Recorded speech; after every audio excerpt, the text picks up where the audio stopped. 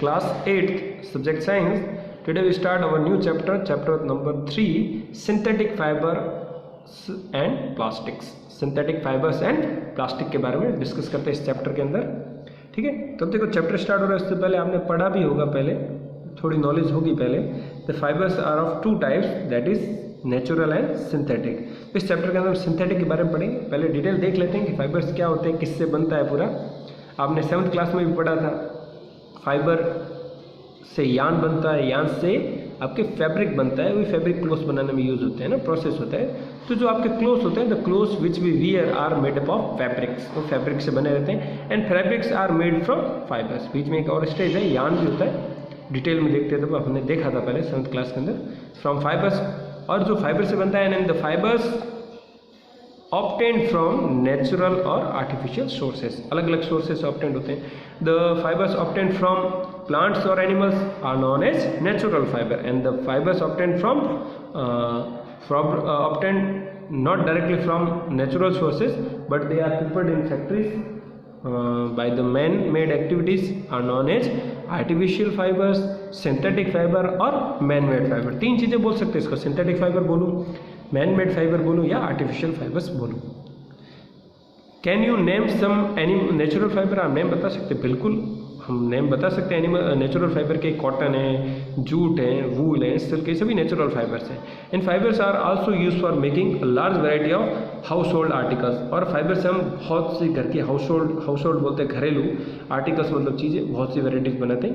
Make a list of some common articles made from fibres, try to separate them into those made from natural fibres and those from made from artificial. कुछ नहीं, आपको एक नीचे list दी गई table form के अंदर, आपको घर पर जो कौन से आर्टिकल्स बनाते हैं, जो भी नेम ऑफ आर्टिकल्स आपको मेंशन करने हैं, यहाँ पर सीरियल नंबर है 1 2 3 4 5 6 जो भी, और आपको उनमें लिखना है कि चीज़ है वो किसकी बनी हुई है। टाइप्स ऑफ फाइबर कौन सा है? Natural, artificial. जैसे मैं नॉर्मल से बोलूँ, घर पर नहीं बनाते हैं, जो भी चीज़ बनते हैं आर्टिकल के नेम बोले यहाँ पर। तो आप जैसे बात करूँ कॉटन के शर्ट की, कॉटन का शर्ट कैसा फाइबर्स है, आर्टिफिशियल है या नेचुरल है, मतलब नेचुरल है या सिंथेटिक है? ऑब्वियस बात है नेचुरल है। ऐसे स्वेटर की बात करूँगा तो क्या होगा, नेचुरल होगा, उसमें भी वो क्या है आपका एनिमल फाइबर है, ठीक है। तो ऐसे बात करने से आइडेंटिफाई होता है। जैसे बात करूँ स्पोर्ट्स के वियर है, ठीक है, तो कैसा आएगा आपका आर्टिफिशियल फाइबर आएगा। तो ऐसे ही आपको फिलअप करना है। फिलअप करने के लिए एक्टिविटीज़ आप खुद कर सकते हैं, बहुत ईजी है, ज़्यादा हेक्टिक नहीं होना। हमें आइडेंटिफाई भी हो गया, fibres are of 2 type, natural and artificial और सिंथेटिक, ठीक है। फाइबर्स ऑब्टेन्ड, मैं आपको पूरा मटेरियल दूंगा, इसके लिख के दूंगा, अपन पहले भी पढ़ रखा है, ठीक है। And the fibres made by men's are called synthetic fibre, artificial fibre और मैन मेड फाइबर। आगे चलते हैं इसके अंदर। Why did you label some fibres as artificial? आपने क्यों लेबल करा कुछ फाइबर्स को ये आर्टिफिशियल से? You have read in your previous classes, पढ़ा है आपने, that natural fibers like cotton, wool, silk etc. are obtained from plants or animals। बोला मैंने, वही चीज़ वापस आई।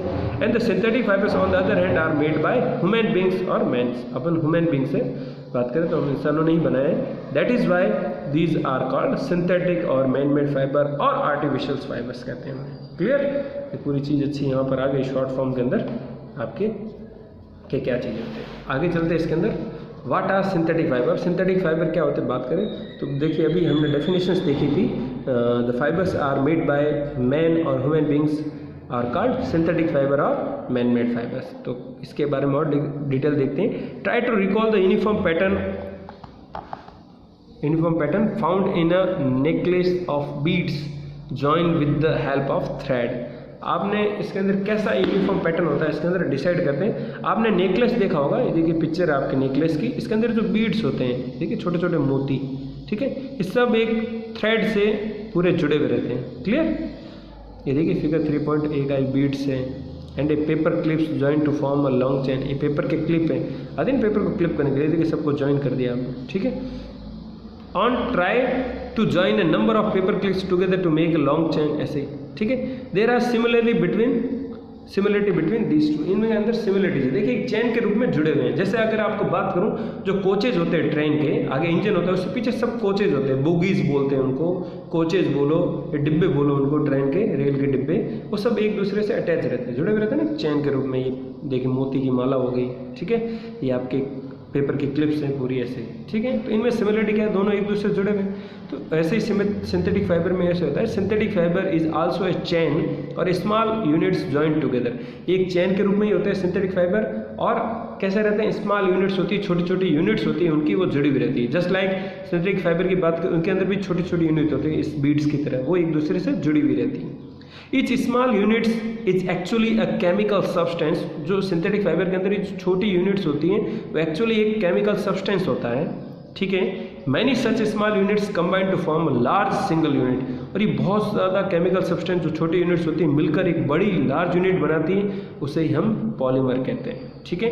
पॉलीमर को अगर हिंदी में टर्मिनोलॉजी में देखें तो पॉलीमर का मीन्स होता है बहुलक, ठीक है, छोटी छोटी। और जो छोटी छोटी यूनिट्स होती हैं उनको रिपीटेटिंग यूनिट्स या मोनोमर यूनिट कहते हैं, उनसे मिलकर ही आपका पॉलीमर बनता है। तो एक्चुअली अगर सिंप्लीफाई करें तो बोले तो synthetic fibre is actually a polymer, वो पॉलीमर ही होता है, ठीक है। उसमें छोटी छोटी यूनिट्स मिलकर बनी रहती हैं। The word polymer comes from two Greek words, poly means many and mer means, mer meaning होता है पार्ट और यूनिट होता है। तो इसको बोले तो बहुत सारी units, many units. So polymer is made of many repeating unit. इसलिए जो पॉलीमर होता है आपका बहुत सारी रिपीटेटिंग यूनिट से बना हुआ होता है, ठीक है, उसे पॉलीमर कहते हैं। Synthetic fibre is also a polymer. अभी एक सिंथेटिक फाइबर का एग्जांपल लूँ, पहले आपने पढ़ रखा होगा, जैसे नायलॉन की बात करें तो नायलॉन में के अंदर जो होगा या पॉलीथीन होगा, जो आप घर पर पॉलीथीन यूज़ करते हैं, तो पॉलीथीन नाम में भी ऐसा ही पॉलीथीन, मतलब इसके अंदर इथीन की बहुत ज़्यादा यूनिट्स हैं। इथीन इथीन इथीन इथीन जुड़कर आपका पूरा पॉलीथीन बना है, जो घर पर आप कैरी बैग्स यूज़ करते हैं उसकी बात करें, ठीक है। देखिए यहाँ पर एक कुछ बॉक्स में नॉलेजेबल चीज़ लिखी है, उसको देखते हैं। तो polymer occur in nature also, nature में भी होता है। कॉटन जैसे आपका पॉलीमर है, for example is a polymer called cellulose. ये पॉलीमर होता है किसका, सेलुलोज का, नेचुरल पॉलीमर है। Cellulose is made up of a large number of glucose unit. ये सेलुलोज के अंदर ग्लूकोज की छोटी छोटी यूनिट होती है। ये ग्लूकोज वही है जो हमारे बॉडी के अंदर ब्रेक डाउन होकर इसकी एनर्जी बनती है। हम ग्लूकोन डी पीते हैं, उसमें ग्लूकोज आता है, हॉस्पिटल में रहते हैं तब भी हमें ग्लूकोज जो चढ़ाया जाता है ड्रिप के रूप में, वही है। तो ग्लूकोज बहुत छोटा, अगर स्ट्रक्चर हाई स्टडीज़ में जाएँ आप, हायर स्टडीज देखें तो ग्लूकोज एक छोटी स्मॉल यूनिट्स होती हैं, वही मिलकर आपका सेलुलोज बनता है, ठीक है। तो ये आपका मोनोसैकेराइड्स है, तो डाइसैकेराइड्स हैं, आपने पहले पढ़ रखा हो मोनो डाइसैकेराइड्स क्या होते हैं, सैकेराइड्स के बारे में। तो कॉटन आपका नेचुरल पॉलीमर है, ठीक है। पॉलीमर रिपीटेटिंग यूनिट मिलकर आपके पूरा आपका पॉलीमर बनता है, और सिंथेटिक फाइबर भी आपका क्या है, पॉलीमर है। क्लियर। आज के लिए इतना ही। कल से हम टाइप्स ऑफ सिंथेटिक फाइबर्स पढ़ेंगे, एक एक फाइबर्स के बारे में देखेंगे, ये क्या होता है, उसकी क्या कैरेक्टरिस्टिक्स है, क्या फीचर्स है उसके, क्या उसके बेनिफिट्स हैं यूजेस के लिए। पूरे ओवरऑल देखें तो सिंथेटिक फाइबर्स के आपने ओवरऑल भी देखे होंगे, ठीक है। अभी हम यहाँ पर एक एक को थोड़े डिटेल्स में देखेंगे अच्छे से, ठीक है। आज के लिए इतना ही। Hope you like that. Thank you.